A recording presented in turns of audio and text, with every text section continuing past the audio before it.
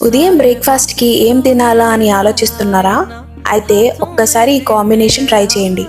నాకైతే భలే నచ్చేసింది. వేడివేడిగా చేసిన గోధుమ రవ్వ ఉప్మా, దానికి చల్లటి పెరుగు కలిపి తింటే టేస్ట్ ఇంకో లెవెల్ ఉంటుంది.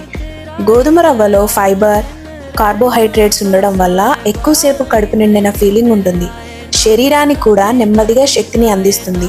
పెరుగులో ప్రోటీన్, కాల్షియం ఉండడంతో పాటు మంచి బ్యాక్టీరియా ఉండి జీర్ణక్రియకు సహాయపడుతుంది.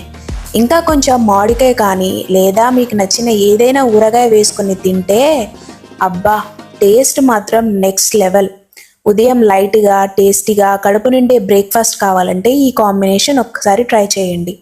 పెరుగు హేటర్స్ కూడా దీన్ని ట్రై చేయొచ్చు. మీ ఒపీనియన్ అయితే మీరు మార్చుకుంటారు.